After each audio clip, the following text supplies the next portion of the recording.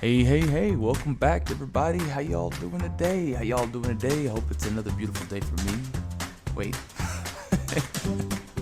I would hope so, actually. I meant to say, I hope it's a beautiful day for me. Oh man, what a weekend. Had quite the weekend. It's been a very busy week. A lot happened this week. A lot of good things. It's all good. Busy week, okay? But enough about me. How about you? How you guys doing today? You'll have to forgive me for my giddy attitude. I'm having a good day. Even though I misspoke just a moment ago. I hope it's a good day for me. Anyways. Today, I'm going to teach you how to heal from your past and write compelling stories, okay? That's what we're going to do today on This Zolyin, all right? These are 3 steps to both overcome aspects about your past and turn them into tools for your writing. I want you to utilize the negative things in your past to tell good stories as a way to recontextualize those events as learning experiences and a part of your development as an adult and as a writer, okay?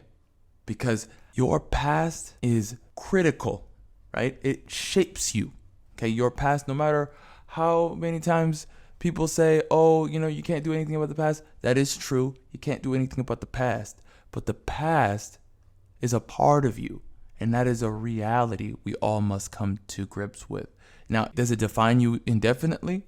Absolutely not. You define yourself indefinitely. Only you have the power to do that. However, the past can definitely be a powerful tool to not only just shape you to who you are today, but also to shape your writing. Remember, your writing is your stamp into the world, okay?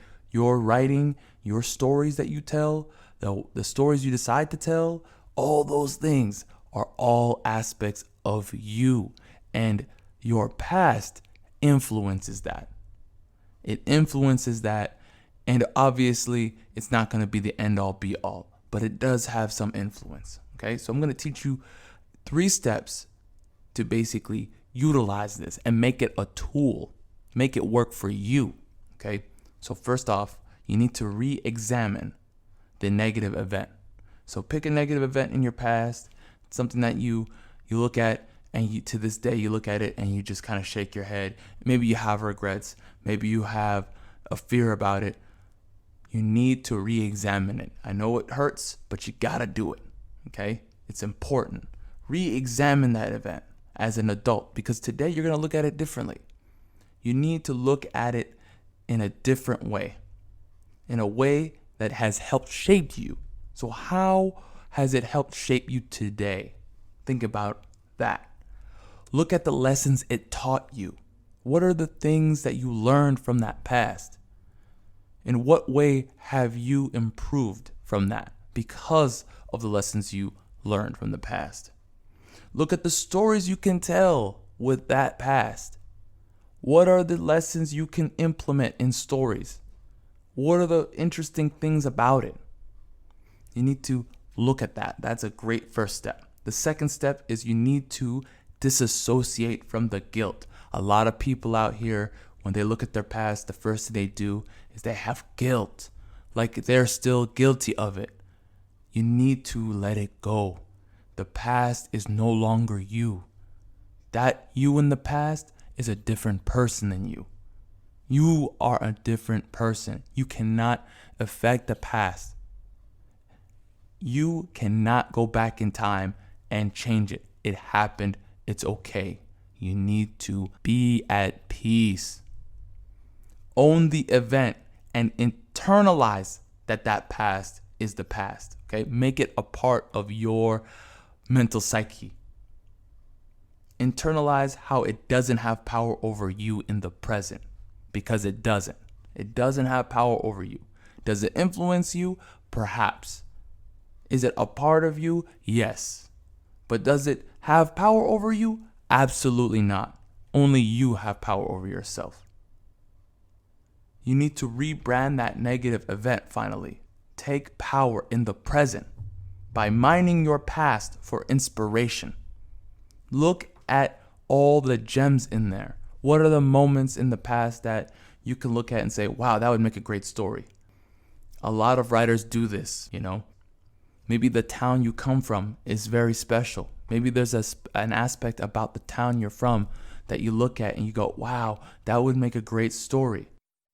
Here's an example. Hirohiko Araki, creator of JoJo's Bizarre Adventure, wrote JoJo's Part 4, Diamond is Unbreakable. It's set in a town that is inspired by the town he grew up in.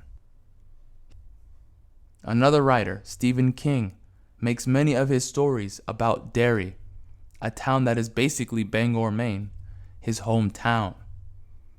Okay, these writers are prolific because they made those places real. They feel real because they're aspects of the people. There's aspects of the people in the stories. The people who actually existed, there's aspects of that in their stories. Okay? These writers, they make you feel like you're in that place of time, in that area, in that location. They give you the vibe that they got. So you need to examine your past and find the vibe, find that feeling, that mood, and utilize that. You need to take that vibe, that mood, and transfer it into your writing. Make the reader feel like they're there. Make the reader feel like they belong there too. It's an interesting place. It's a place that is familiar, but it's different. Because that familiarity is powerful. That's why you need to go to your past and look at your past and look at the things that you find interesting, that you can tell to other people, things that you found endearing about your past. Maybe it's even the negative things you didn't like. Maybe you can use that as the conflict in your story. Remember, even though these negative things that you're using in the story don't have power over you, they can still be very powerful devices for your storytelling. You want readers to feel something. You're invoking an emotion. You're invoking a feeling. That's the power behind writing. So you need to get yourself into that mindset of writing a world that is very much an actual place they can go to. So remember, disassociate from the past, re-examine that event, and don't be afraid to rebrand the negative event. You need to rebrand it. Own it, but don't accept the guilt for it because you can't do anything about it. It happened. I'll give you a good example. I lived in one particular state for 10 years. I wasted 10 years of my life, and I have many regrets. What did I do? I take that aspect of my life and I placed it on a character as a part of his development. He feels real to me. And when I send that story along to other people I knew, they felt that person was real. The location that person was in was real. So you need to find that thing in your past that you look at it and it's like, wow, I did not like that at all. So yeah, it is a very powerful tool.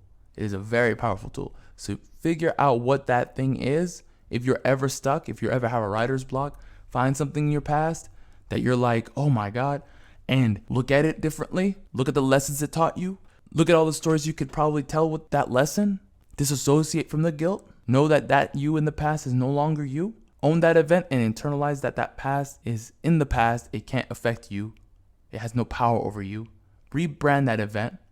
Take power in the present. Mind the past.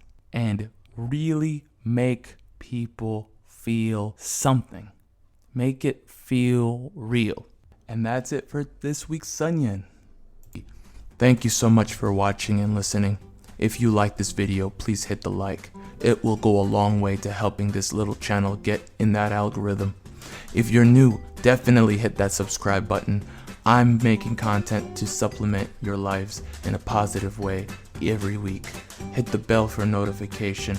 I appreciate each and every one of you. Until next time, may the sun always shine in your heart and soul as you climb towards your goal, your destination, your destiny. That's Zol.